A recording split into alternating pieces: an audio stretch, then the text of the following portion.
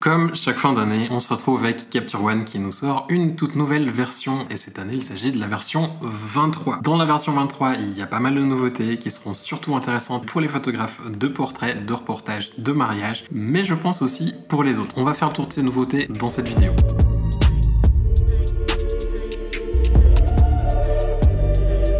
Yo les gens, j'espère que vous allez bien. On se retrouve aujourd'hui pour une toute nouvelle vidéo où on va parler donc de Capture One. Comme vous le voyez, le décor est un petit peu différent derrière moi parce que j'ai eu un petit souci avec la vidéo que j'avais enregistrée à la base et du coup je la refais vite avant la sortie de Capture One 23. D'ailleurs, au moment où j'enregistre cette vidéo, je suis encore en train de travailler avec la version bêta. Il se peut qu'il y ait quelques petites différences par rapport à ce que vous aurez dans la version finale. J'ai pas encore non plus les informations concernant les prix, mais vous pourrez retrouver toutes ces infos aussi concernant les nouveaux boîtiers pris en charge, les optiques qui sont pris en charge. Juste en dessous, dans la description, il y aura un petit lien où les infos qui seront écrites et comme ça vous aurez absolument tout ce qui pourrait éventuellement manquer dans cette vidéo. Je sais aussi que ça fait un petit moment que j'ai pas été présent sur la chaîne, mais vous inquiétez pas, j'y reviendrai plus tard dans une autre vidéo. On va pas s'attarder aujourd'hui là-dessus. J'ai vraiment envie de vous refaire du contenu, ça va arriver dans les semaines prochaines. Je vous parlerai aussi un petit peu de cette année qui a été mouvementée, c'est le moins qu'on peut dire. Tout ça dans d'autres vidéos. Aujourd'hui donc Capture One 23, on va passer direct sur mon écran avec la première nouveauté. Et la première nouveauté, il s'agit des ajustements intelligents. On a ici sous les yeux une session avec des photos que j'ai réalisées pour la formation de beauté avec Ampara. D'ailleurs, au moment où cette vidéo devrait sortir, je pense que la formation sera aussi en ligne ou presque en ligne et du coup, vous pourrez la retrouver aussi à l'aide des liens juste en dessous si ça vous intéresse. Sur ces photos, comme vous voyez, on a quelques petites différences d'exposition et aussi de balance des blancs. Avec Capture One 23, ce qui est assez intéressant, c'est que si on vient ici sur le panneau ajuster, soit vous l'aurez déjà dans les outils comme je l'ai ici tout à la fin, ajustement intelligent, soit sinon vous ferez clic droit sur la barre d'un des outils, ajouter un outil et tout au sommet vous allez retrouver ajustement intelligent. Du moment où vous avez cet outil qui est ouvert, vous allez prendre une photo, vous allez pouvoir l'ajuster comme vous le feriez normalement pour l'exposition. Donc ici je vais par exemple rehausser un petit peu mon expo, je vais regarder la balance des blancs, je vais peut-être juste essayer de la rendre un tout petit peu plus froide, pas trop, et peut-être un tout petit peu plus de magenta, pas trop non plus. J'ai mes modifications qui sont bonnes, le rendu visuel me plaît en termes d'exposition et de balance des blancs. Je vais donc venir sur cet outil, choisir balance des blancs et exposition, les cocher et cliquer sur définir comme référence. Du moment où c'est fait, ça va activer ici l'outil. Alors comme je l'avais déjà testé sur cette photo, vous voyez que ça n'a pas changé. Pour vous montrer, normalement on n'a rien et quand on fait définir, ça va activer automatiquement. Ensuite on va prendre toutes nos photos qu'on veut ajuster basées sur celle-ci, les afficher dans la visionneuse ou juste les laisser dans le navigateur. Du moment où elles sont sélectionnées, on fait appliquer. Ça va prendre quelques instants, le temps que Capture One calcule, analyse les photos et applique les réglages. Et comme vous voyez, elles sont toutes ajustées avec une exposition qui est vraiment très proche, surtout au niveau du visage, parce que Capture One va se baser sur les visages, en tout cas pour le moment, pour faire ce genre de correction. C'est un algorithme derrière qui utilise de l'intelligence artificielle et pour le moment en tout cas c'est valable uniquement sur des visages. Si vous faites donc du mariage, vous pouvez utiliser ça pour ajuster l'exposition basée sur le visage de la mariée ou du marié. Très intéressant et super pratique. Par contre, si dans l'eau vous avez des photos de détails, de paysages ou avec beaucoup de monde qui sont tout petits, peut-être que vous risquez de rencontrer quelques petits soucis où ça marchera pas très bien parce que Capture One va pas repérer les visages. De ce que je comprends d'après les release notes qu'ils ont mis avec les versions bêta, c'est quelque chose qui devrait évoluer dans le futur. J'ai par contre pas plus d'infos à ce niveau-là. J'espère que ça va évoluer, ça serait génial même pour d'autres types de photos où on n'a pas forcément des visages dessus. On verra bien comment ça va se passer dans le futur, mais en tout cas, pour le moment, ça marche déjà très bien sur les portraits à partir du moment où le visage est bien visible. Autre petite chose encore, vous voyez tout en bas à gauche de l'outil ajustement intelligent, un bouton qui s'appelle enregistrer le style. Ce bouton il est hyper intéressant surtout si vous faites du mariage. Imaginez que par exemple dans un mariage vous allez appliquer un style sur toutes vos photos. Prenons ceux de Capture One, on va aller ici dans cinématique, prenons celui-ci. On a un rendu ici qui est bien marqué, on voit la différence avec les autres photos. On veut enregistrer par exemple celui-ci en tant que style. Donc on fait enregistrer et là vous voyez qu'on a donc les ajustements intelligents et aussi toutes les modifications qui ont été appliquées sur la photo qui sont cochées. Si je fais enregistrer, ça me permet de dire par exemple ici je veux que ce soit CM06, donc comme on l'avait dans l'appellation de base, et ensuite je vais appeler ça BA parce que c'est des photos avec BA en tant que modèle. Je fais enregistrer et maintenant si je reviens ici, prenons un autre dossier où on n'a pas appliqué les ajustements intelligents, par exemple celle-ci, je peux venir dans le style, retrouver le CM06 que je viens de faire qui est juste là et si je clique dessus, il va appliquer le style et en plus faire les ajustements intelligents pour qu'en termes de balance des blancs et d'exposition, ça corresponde à la photo précédente. C'est très cool, par exemple pour des mariages, vous avez la mariée et le marié, mais qui sont pas toujours sur toutes les photos. Vous pouvez créer un style avec les ajustements intelligents pour le marié et une autre pour la mariée. Et comme ça, en fonction de si vous avez le marié ou la mariée sur la photo, vous pouvez choisir le style que vous voulez sur chacune des photos, avoir une balance des blancs et une expression qui seront cohérentes sur toutes vos photos et le style aussi. Franchement, c'est un truc qui est vraiment cool. J'ai pas de mariage sous la main pour vous le montrer, je vais essayer d'en trouver un ces prochaines semaines pour pouvoir vous montrer comment ça serait utilisable sur un mariage, parce que vraiment ici, je vois un énorme potentiel pour les gens qui font du mariage. D'ailleurs, en parlant de mariage, c'est aussi, je pense, un des domaines où on va faire le plus de tri dans nos photos, plus que quand on shoot en studio. Des fois, on peut même déjà shooter connecté et du coup voir les photos qui vont pas. On a ici, dans Capture One 23, un tout nouvel outil pour le tri qui est tout en haut à gauche ici, qui s'appelle Trier. Si on clique dessus, on a une nouvelle fenêtre qui s'ouvre et vous voyez que ça ressemble pas mal à ce qu'on a l'habitude avec la fenêtre d'import, mais à quelques différences près. D'ailleurs, si vous utilisez la fenêtre d'import pour importer vos images, tout ce que je vais vous montrer ici fonctionnera aussi dans cette fenêtre-là. Il y aura exactement les mêmes fonctionnalités. Première chose importante à noter, vous voyez que la photo est relativement plate. En fait, elle est plate parce que c'est le JPEG qui est embarqué dans le RAW qui s'affiche. Un petit peu à l'image de ce que fait Photomécanique, ce qui permet d'avoir un affichage qui est très rapide entre les photos. Il y a pratiquement zéro lag. Alors ici, j'ai des PSD, des TIFF, donc c'est un petit peu plus lent. Mais tout ce qui est brut, ça va s'afficher instantanément. Chose intéressante aussi, si on double-clique sur une zone, ça va zoomer pour afficher la netteté. Par contre, il faut le temps que ça génère l'aperçu en pleine définition pour être sûr que la netteté soit bonne. Et si je redouble-clique dessus, ça réaffiche mon JPEG de base instantanément. Ça, c'est vraiment très cool. Ça fait un moment que j'en avais déjà parlé avec Capture One. Au moment où je faisais du mariage, je leur disais, mais pourquoi vous faites pas ça dans la fenêtre d'import? Pourquoi vous faites pas un truc pour trier en utilisant que les JPEG? Je suis un petit peu triste aujourd'hui parce que je fais plus de mariage et donc ça m'est plus forcément autant utile que ce que ça l'était par le passé. Mais reste que c'est plutôt pratique parce que c'est très rapide et il y a une autre fonctionnalité qu'ils ont intégrée et c'est là vraiment, peu importe le domaine dans lequel on est, si on a du tri à faire, c'est hyper intéressant. Cette fonction, c'est aperçu du groupe et elle est juste ici en haut à gauche. Et en fait, c'est simplement de l'intelligence artificielle qui va permettre de regrouper les photos en fonction de leur similarité. C'est-à-dire que plus elles sont similaires et plus vous aurez de chances qu'elles se retrouvent dans un groupe. Et ce qui est cool par rapport à ça, c'est que vous pouvez définir le degré de similarité. Donc ici, on a similarité. Vous voyez que pour moi, ici, il est déjà défini à 84% parce que je l'avais défini comme ça lors d'un tri précédent. Et ça me permet, ici à droite, d'avoir une barre ou un navigateur qui a deux colonnes. La colonne à droite, donc le plus à droite de l'écran, qui contient les groupes et à gauche les photos qu'on a dans le groupe. Donc si on prend par exemple ce groupe-ci, on voit qu'on a 3 photos, donc c'est marqué 3 à côté et on a 3 photos ensuite affichées. Si je vais avec les touches haut et bas du clavier, donc les touches fléchées haut et bas, je peux passer d'une photo à l'autre qui se trouve dans le groupe et me dire ok, ça j'aime pas trop, ça me paraît intéressant si c'est recadré et avec les yeux fermés, ça peut être pas mal. Je mets 5 pour la noter et du moment où elle est notée, je peux passer au groupe suivant. Touche fléchée droite ou gauche pour passer au groupe suivant et là pareil, je me dis ok, celle-là est pas mal, 5 étoiles. Je passe au groupe suivant, haut et bas pour passer entre les images. J'aime bien celle-ci, 5 étoiles. Et ça me permet d'aller assez vite et d'éviter d'avoir des photos qui sont trop similaires dans ma sélection finale. C'est vraiment très cool. C'est un outil que j'ai déjà utilisé même sur des photos de produits. C'est hyper pratique. Pour les shoots en para aussi, je les avais utilisés parce que du coup, j'avais beaucoup de photos après à trier. J'avais la version alpha de Capture One 23 et cet outil existait déjà. Il marchait déjà vraiment très bien. Et franchement, vous allez voir que si vous avez beaucoup de photos à trier, ça va vraiment vous aider.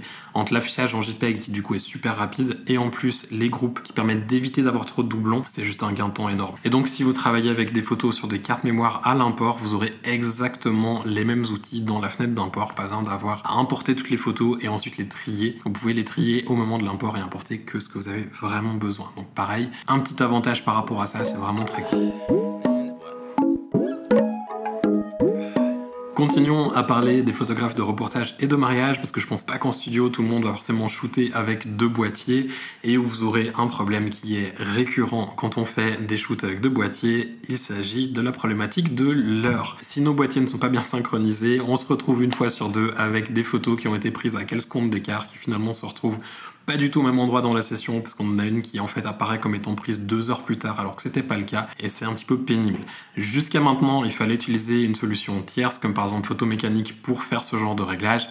C'est plus le cas, on a enfin ça dans Capture One, c'est quelque chose franchement qui était nécessaire à mes yeux et c'est enfin là, on le retrouve dans Images Et ensuite, vous avez ici quelque chose qui s'appelle modifier le temps de capture. À noter que cette petite boîte de dialogue est aussi active lorsque vous avez la fenêtre de tri. Donc si je reprends ma fenêtre de tri, hop, on voit ici que si je viens dans Images, on a modifier temps de capture qui est toujours actif. Modifier temps de capture est assez simple à comprendre, à vrai dire. Vous avez ici le temps de la photo, donc la date et l'heure, et en dessous vous avez le nouveau temps. Si ici je mets 10, donc je pousse avec ma flèche, je pousse avec ma touche fléchée vers le haut, ça rajoute 1. Et d'ailleurs, comme vous le voyez juste en dessous, c'est bien marqué, le temps de capture sera ajusté par un jour. Ce que ça veut dire, c'est que si vous avez des photos qui ont été prises le 9 et le 10 mai, et pas toutes le 9, celles du 9 mai seront passées au 10 mai, et celles du 10 seront passées au 11. Donc ça va être incrémental, ça va rajouter un jour à chacune, ça va pas toutes les définir à la date qui est indiquée ici. Donc prenez-le vraiment comme du plus 1, du moins 1, ou du plus 2, moins 2, enfin peu importe la valeur que vous allez mettre, et pas comme c'est cette valeur-là exacte qui sera mise sur mes images. C'est assez intéressant, de toute manière je pense que la plupart des gens vont l'utiliser de cette manière en rajoutant 1 ou moins 1 en fonction de l'heure, si on est obligé de changer l'heure d'été à l'heure d'hiver sur un boîtier et pas sur l'autre, ce genre de choses, c'est vraiment très pratique. Si vous êtes comme moi et que vous adorez travailler avec des calques, il y a certainement quelque chose qui vous manque un petit peu dans Capture One et encore plus si vous utilisez les styles. Il s'agit de pouvoir enregistrer des calques dans vos styles. Avec Capture One 23, vous l'aurez deviné, c'est plus du tout un souci, vous pourrez créer des styles avec des calques. Personnellement, je suis hyper content de cette nouveauté. C'est quelque chose que j'attendais depuis un petit moment et franchement, ça marche plutôt pas mal. Pour vous montrer comment ça marche, j'ai une photo ici avec différents calques. J'en ai un par exemple pour ajuster la couleur du fond. J'en ai un ici pour ajuster la couleur de la peau. Un pour corriger le blanc et le rendre plus blanc. Et enfin un dernier pour ajuster la luminosité des cheveux. Tous ces calques sont intéressants et je me dis ok, j'aime vraiment bien le rendu de cette photo. Je sais que dans 2 semaines, 3 semaines, je vais devoir re-shooter quelque chose comme ça avec quelqu'un d'autre. Par exemple, si on fait des collections de coiffure pour des coiffeurs, c'est pas rare qu'on doive shooter sur plusieurs jours à des semaines de différence, parce qu'on n'a pas toujours les modèles qui sont disponibles au moment, ça prend trop de temps, enfin bref, peu importe la raison, mais c'est intéressant des fois de pouvoir sauvegarder nos calques, même par exemple pour du mariage où on va faire du dodge and burn local pour attirer l'œil des personnes sur une zone ou sur une autre. C'est intéressant de pouvoir déjà enregistrer le calque de dodge, le calque de burn dans notre style et ainsi pouvoir juste cliquer dessus, dessiner le calque où on le veut et pas avoir besoin à chaque fois de recréer le calque, de créer dedans les réglages qu'on a besoin. Les styles de pinceau marchent déjà bien pour ça, mais en fait, de pouvoir enregistrer les calques, ça va juste encore nous faciliter et accélérer le processus. Ici donc, en ayant tous ces différents calques créés, je vais me rendre dans Style et ensuite 3 petits points, enregistrer le style personnalisé.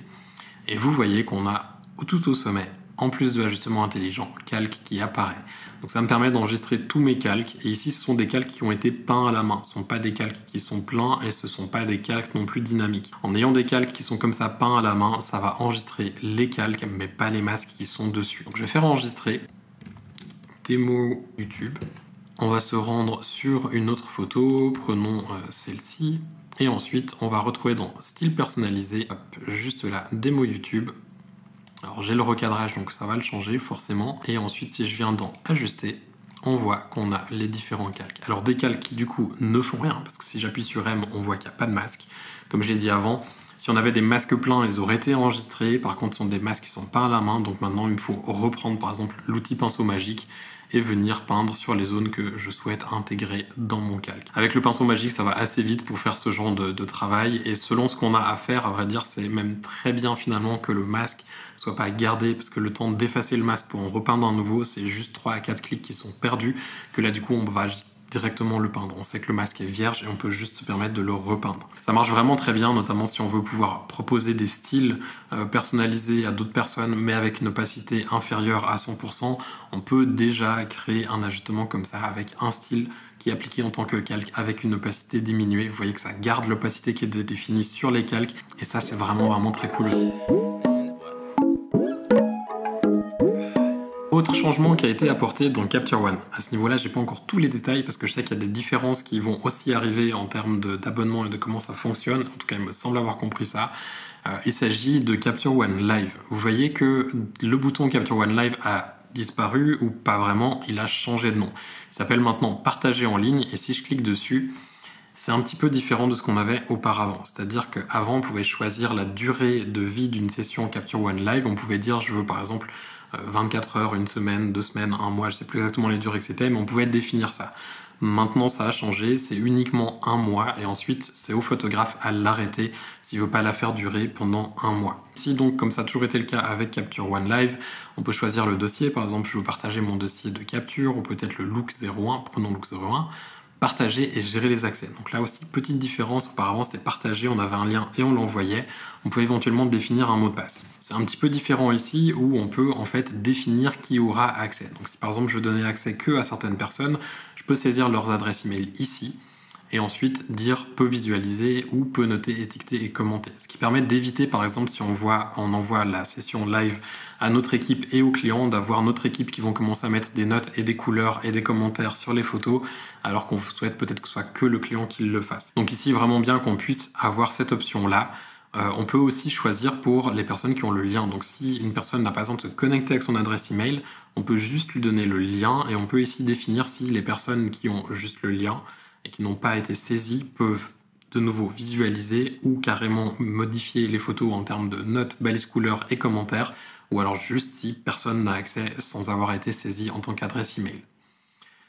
Donc ça c'est vraiment très cool et après on a affiché la session en ligne, ce qui permet pour nous de l'afficher en tant que photographe sur notre navigateur si on en a éventuellement besoin. Je vais pas forcément la lancer ici, le reste en ligne n'a pas grandement changé. Encore une petite chose par rapport à Capture One Live, il y a une autre option qui a été rajoutée et elle est assez intéressante, c'est qu'ici vous pouvez aussi venir dans album de session, créer un nouvel album et lorsque vous allez le créer, si par exemple vous l'appelez sélection photographe parce que vous voulez par exemple partager cette session après avoir shooté avec votre client pour qu'il fasse la sélection parmi les photos que vous avez sélectionnées, vous pouvez venir ici, faire sélection et ensuite direct cocher partager en ligne avec live.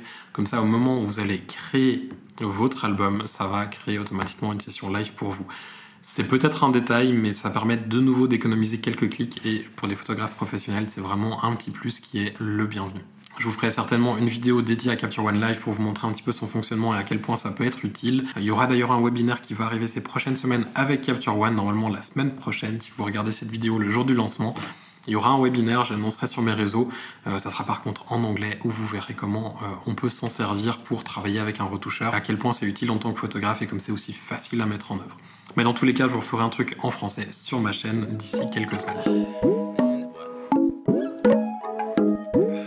D'ailleurs, en parlant d'albums, pour les gens qui travaillent beaucoup avec les albums et qui travaillent aussi beaucoup avec les variantes, il y a une autre petite nouveauté qui a été rajoutée ici dans Capture One, c'est qu'on peut dorénavant, par exemple ici on a 2 variantes, on peut dorénavant prendre les variantes et les mettre dans des albums sans que les autres variantes suivent. Parce que jusqu'à Capture One 22, et donc plus maintenant avec Capture One 23, si on prenait une variante et qu'on la déplaçait ici, par exemple dans sélection photographe, automatiquement on avait les 2 variantes de cette image qui venaient dans l'album. Ce qui n'est plus le cas, on a maintenant qu'une seule variante qui vient et ça c'est plutôt bien. Par exemple je veux que les photos en 9:16 dans un album et que celles en 2:3 dans un autre. On peut séparer et comme ça au moment de l'export on peut utiliser le nom de l'album comme élément pour ensuite placer dans des dossiers différents les photos avec des cadrages ou avec des traitements de couleurs différents ou avec des informations différentes. Ça c'est plutôt pas mal, on a du coup plus forcément besoin de se baser que sur les dossiers de capture pour classer nos photos à l'export, on peut utiliser les albums vraiment pleinement du fait que les variantes du coup sont complètement séparées. Ceux qui n'utilisent pas les variantes, peut-être que vous voyez pas trop l'intérêt, mais en réalité c'est un très gros intérêt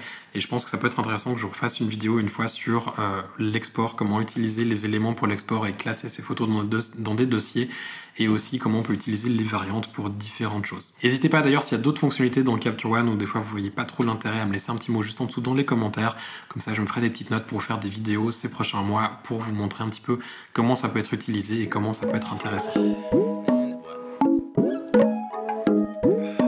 Il reste encore quelques petites nouveautés, mais celles-ci je ne pourrais pas vous les montrer.